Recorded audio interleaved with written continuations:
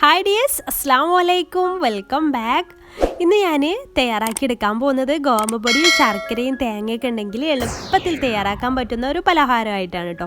രാവിലേക്കൊക്കെയായാലും വൈകുന്നേരത്തേക്കായാലും ഒക്കെ ബെസ്റ്റാണിത്. അപ്പോൾ നല്ല ടേസ്റ്റുമാണ്, അതുപോലെ നല്ല ഹെൽത്തിയും ആണ്. അപ്പോൾ ഞാനിവിടെ തയ്യാറാക്കിയെടുക്കാൻ പോകുന്നത് എലാഞ്ചിയാണ്. അപ്പോൾ ഈ എലാഞ്ചി ഞാൻ ഹെൽത്തി ആക്കാൻ വേണ്ടിയിട്ട് ഗോതമ്പ് പൊടിയും ശർക്കരയൊക്കെ വെച്ചിട്ടാണ് കേട്ടോ തയ്യാറാക്കിയെടുക്കുന്നത്. സാധാരണ മൈദയും പഞ്ചസാരയൊക്കെ വെച്ചിട്ടല്ലേ. അപ്പോൾ ഞാൻ ഗോതമ്പ് പൊടിയും ശർക്കരയൊക്കെ വെച്ചിട്ടാണ് തയ്യാറാക്കിയെടുക്കുന്നത്. നല്ല ടേസ്റ്റി ആയിട്ടുള്ള ഈ റെസിപ്പി എങ്ങനെ ഉണ്ടാക്കിയെടുക്കുന്നത് നോക്കാം.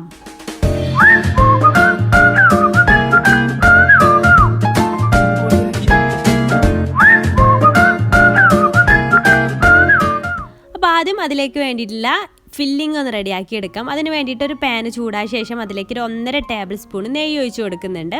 അപ്പോൾ ഞാനിവിടെ അത്യാവശ്യം ക്വാണ്ടിറ്റിയിൽ ഉണ്ടാക്കിയെടുക്കുന്നുണ്ട്. നിങ്ങൾക്ക് എത്രയാണ് വേണ്ടത് അതിനനുസരിച്ച് ഉണ്ടാക്കിയെടുത്താൽ മതി കേട്ടോ. അപ്പോൾ ഞാനിവിടെ കുറച്ച് അധികം ആൾക്കാർക്ക് കഴിക്കാനുള്ളതിന് ഉണ്ടാക്കിയെടുക്കുന്നുണ്ട്. അപ്പോൾ ഒരു 1.5 ടേബിൾ സ്പൂണ് നെയ്യ് ഒഴിച്ച് നന്നായിട്ടൊന്ന് മെൽട്ടായിട്ട് വരുന്ന സമയത്ത് നമുക്കതിലേക്ക് കുറച്ച് അണ്ടിപ്പരിപ്പ് ചെറുതായിട്ട് അരിഞ്ഞിട്ട് അതിലേക്ക് ഇട്ടിട്ടൊന്ന് റോസ്റ്റ് ചെയ്തെടുക്കാം. അപ്പോൾ ഫില്ലിങ് നിങ്ങൾക്ക് അണ്ടിപ്പരിപ്പൊക്കെ എത്രയാണ് വേണ്ടത് അതിനനുസരിച്ച് എടുക്കാം കേട്ടോ. വേണ്ടാന്നുള്ളവർക്ക് ഒഴിവാക്കുകയും ചെയ്യാം. അപ്പോൾ അത് ജസ്റ്റ് ഒന്ന് റോസ്റ്റ് ചെയ്തെടുക്കുക. അത് റോസ്റ്റ് ചെയ്ത് വരുന്ന സമയത്ത് നമുക്കതിലേക്ക് മുന്തിരി ഉണ്ടല്ലോ, കിസ്മിസ്, അപ്പോൾ അതും ചെറുതായിട്ട് അരിഞ്ഞിട്ട് അതൊന്ന് ചേർത്ത് കൊടുത്തിട്ടുണ്ട്. അതും ജസ്റ്റ് ഒന്ന് റോസ്റ്റ് ആയിട്ട് വരുമ്പോൾ നമുക്കതിലേക്ക് തേങ്ങ ചേർത്ത് കൊടുക്കണം. അപ്പോൾ ഞാനിവിടെ 2 വലിയ തേങ്ങ എടുത്തിട്ടുണ്ട് കേട്ടോ. അപ്പോൾ ഞങ്ങളിത് ബ്രേക്ക്ഫാസ്റ്റിനാണ് ഉണ്ടാക്കിയെടുത്തിട്ടുള്ളത്. അതുകൊണ്ട് തന്നെ അത്യാവശ്യം ക്വാണ്ടിറ്റിയിൽ ഉണ്ടാക്കിയെടുക്കുന്നുണ്ട്. അപ്പോൾ 2 വലിയ തേങ്ങ എടുത്തിട്ടുണ്ട്. തേങ്ങ ചിരവ് ചെയ്ത് അതിലേക്ക് ചേർത്ത് കൊടുക്കാം.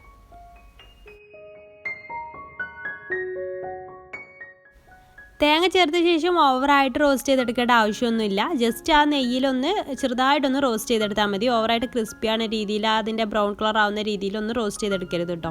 അപ്പോൾ അതിൻ്റെ കറക്റ്റ് ടേസ്റ്റ് ഇട്ടില്ല. ഈ രീതിയിൽ റോസ്റ്റ് ചെയ്തെടുത്താൽ മതി. പിന്നെ അത് ജസ്റ്റ് ഒന്ന് റോസ്റ്റായി വരുമ്പോൾ അതിലേക്ക് ഞാനിവിടെ ശർക്കര ഗ്രേറ്റ് ചെയ്തതാണ് ഇട്ട് കൊടുക്കുന്നത്. അപ്പോൾ ശർക്കര അല്ലാന്നുണ്ടെങ്കിൽ നിങ്ങൾക്ക് പഞ്ചസാരയാണ് താല്പര്യം എന്നുണ്ടെങ്കിൽ പഞ്ചസാര ചേർത്ത് കൊടുക്കുക. ഞാൻ ഒന്നുകൂടെ ഹെൽത്തി ആയിക്കോട്ടെ എന്ന് വിചാരിച്ചിട്ട് ശർക്കരയാണ് ചേർത്ത് കൊടുക്കുന്നത്.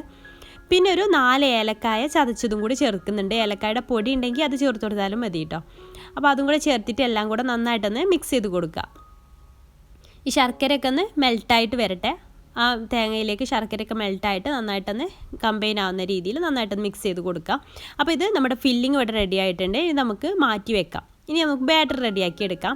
അപ്പോൾ ആദ്യം ഒരു ബൗളെടുത്തിട്ട് അതിലേക്ക് ഒരു മുട്ട ഒഴിച്ച് കൊടുക്കുന്നുണ്ട്. അപ്പോൾ ഞാനിവിടെ 4 ഗ്ലാസ് ആട്ടോ, കപ്പല്ല, 4 ഗ്ലാസ് ഗോതമ്പ് പൊടിയാണ് എടുക്കുന്നത്. അതിലേക്ക് ഒരു മുട്ടയാണ് എടുത്തിട്ടുള്ളത്.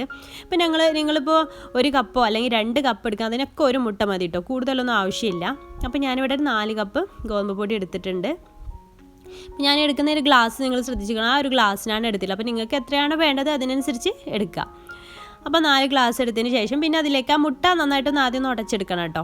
എന്നിട്ടാണ് പൊടി ഇട്ട് കൊടുക്കേണ്ടത്. എന്നിട്ട് അതിലേക്ക് ആവശ്യത്തിനുള്ള ഉപ്പ് ചേർത്ത് കൊടുക്കുക. ബാറ്ററിലേക്ക് ആവശ്യമായിട്ടുള്ള ഉപ്പ് ചേർത്ത് കൊടുക്കുക. പിന്നെ ഒരു 1/4 ടീസ്പൂണ് മഞ്ഞൾപ്പൊടി ചേർക്കുന്നുണ്ട്. ഗോതമ്പ് പൊടി ആയതുകൊണ്ട് മൈദയിലേക്ക് മഞ്ഞൾപ്പൊടി ഇടുന്ന അത്ര കളറൊന്നും കിട്ടില്ല. എന്നാലും ജസ്റ്റ് ഒന്ന് 1/4 ടീസ്പൂൺ ചേർത്ത് കൊടുക്കുന്നുണ്ട്. മൈദപ്പൊടിയാണ് നിങ്ങൾ യൂസ് ചെയ്യുന്നുണ്ടെങ്കിൽ മഞ്ഞൾപ്പൊടി ചേർക്കുന്ന സമയത്ത് നല്ല കളർ കിട്ടും കേട്ടോ. ഇനി അതിലേക്ക് ആവശ്യത്തിനുള്ള വെള്ളം ചേർത്തിട്ട് നന്നായിട്ടൊന്ന് മിക്സ് ചെയ്ത് കൊടുക്കുക. ഒരു വിസ്ക് ഉപയോഗിച്ചിട്ട് ചെയ്യുകയാണെന്നുണ്ടെങ്കിൽ പെട്ടെന്ന് തന്നെ മിക്സായി കിട്ടും. അപ്പോൾ ജസ്റ്റ് നന്നായിട്ടൊന്ന് മിക്സ് ചെയ്ത് കൊടുക്കുക. അപ്പോൾ ഇതിൻ്റെ കൺസിസ്റ്റൻസി എന്ന് പറയുന്നത് നല്ല ലൂസായിട്ടുള്ളൊരു മാവാണ് ഇതിന് വേണ്ടത്. അപ്പോൾ നല്ല ലൂസ് എന്ന് പറയുമ്പോൾ നമ്മുടെ നീർദോശയുടെ അത്ര ലൂസ് ആവുകയും ചെയ്യരുത്. അങ്ങനെ ആകുമ്പോൾ ഇങ്ങനെ ബബിൾസ് വന്ന് നീർദോശ ചുട്ടെടുക്കുന്ന പോലെയാണ് ഇത് ചുട്ടെടുക്കുമ്പോൾ കിട്ടുക. അപ്പോൾ ഇതിന് നമുക്ക് വേണ്ടത് നീർദോശയിലേറെ കുറച്ചൊന്ന് ടൈറ്റ് വേണം, എന്നാലോ അധികം ടൈറ്റ് ആവുകയും ചെയ്യരുത്. അധികം ടൈറ്റ് ആയാൽ നമുക്ക് ഇത് കഴിക്കാൻ നല്ല ടേസ്റ്റ് ഉണ്ടാവില്ല, വേഗം പൊട്ടിപ്പോവുകയൊക്കെ ചെയ്യും. അപ്പോൾ ഈ ഒരു കൺസിസ്റ്റൻസിയിലാണ് നമ്മുടെ മാവ് വേണ്ടത് കേട്ടോ. അപ്പോൾ നിങ്ങൾ കാണുന്നുണ്ടാവും. ഇതിലേക്ക് നമ്മൾ പിന്നെ അപ്പക്കാരം അല്ലെങ്കിൽ ബേക്കിംഗ് പൗഡർ ഒന്നും ചേർക്കേണ്ട ആവശ്യമില്ല. അതാണ് ഞാൻ പറഞ്ഞത് ഹെൽത്തിയാണ് എന്ന്. എന്നിട്ട് നോൺ സ്റ്റിക്കിൻ്റെ തവ വെച്ചിട്ടുണ്ട്. എന്നിട്ട് അതിലേക്ക് നമുക്ക് ഈ മാവ് ഒഴിച്ചു കൊടുക്കാം. അപ്പോൾ ഇത് ചൂടാക്കി എടുക്കുമ്പോൾ ഓവറായിട്ട് ചൂടാവാതിരിക്കാൻ ശ്രദ്ധിക്കുക. നല്ല ഹൈ ഫ്ലെയിമിൽ ഇട്ട് കൊടുത്താൽ നമ്മളിത് ഒഴിച്ചു കൊടുക്കുന്ന സമയത്ത് നമുക്ക് കറക്റ്റായിട്ട് ചുറ്റി കൊടുക്കാൻ കഴിയില്ല. അതിങ്ങനെ നമ്മുടെ ആ ഒരു തവിയിൽ ഒട്ടിപ്പിടിക്കും. അപ്പോൾ ഇങ്ങനെ ചുറ്റിച്ച് കൊടുക്കുകയാണ് വേണ്ടത്. എന്നിട്ട് ഒരു ഭാഗം ഒന്ന് കുക്കായിട്ട് വരുമ്പോൾ മീഡിയം ഫ്ലെയിമിൽ തന്നെ ഇടാനായിട്ട് ശ്രദ്ധിക്കുക കേട്ടോ. ഒരു ഭാഗം കുക്കാകുമ്പോൾ ഒന്ന് ജസ്റ്റ് ഒന്ന് മറിച്ചിട്ട് കൊടുക്കുക. ആ ഭാഗം ജസ്റ്റ് ഒന്ന് ചൂടാക്കി എടുത്താൽ മതി. എന്നിട്ട് ചൂടോട് കൂടി തന്നെ ഒരു പ്ലേറ്റിലേക്ക് മാറ്റുക. പ്ലേറ്റിലേക്ക് മാറ്റിയ ശേഷം നമുക്ക് ഫില്ലിങ് ഉടനെ തന്നെ ആ ചൂടിൽ തന്നെ ഫില്ലിങ് വെച്ച് കൊടുക്കണം കേട്ടോ. എന്നാലേ കറക്റ്റ് അത് ഒട്ടി പിടിക്കുകയുള്ളൂ. പിന്നെ വേറെ പശയുടെ ആവശ്യമൊന്നുമില്ല. അത് നന്നായിട്ട് ഒട്ടി പിടിക്കുക. ആ ചൂടോട് കൂടെ തന്നെ ചെയ്താൽ പെട്ടെന്ന് ഒട്ടി പിടിക്കുകയും ചെയ്യും. എന്നിട്ട് അതിൻ്റെ ഒരു സൈഡിലായിട്ട് ഫില്ലിങ് വെച്ച് കൊടുത്തിട്ട് അങ്ങനെ ഫോൾഡ് ചെയ്തെടുക്കുക. ഒരു ഭാഗത്ത് നിന്ന് അങ്ങോട്ടേക്ക് ഫോൾഡ് ചെയ്ത് കൊടുക്കുക. അപ്പോൾ ചൂടോടാവുമ്പോൾ അത് ഒട്ടി പിടിച്ചിട്ടുണ്ടാവും. അപ്പോൾ അതാ ഒരു ഇലാഞ്ചി ഇവിടെ റെഡി ആയിട്ടുണ്ട്. ഇതുപോലെ നമുക്ക് എല്ലാം ചുട്ടെടുക്കാം.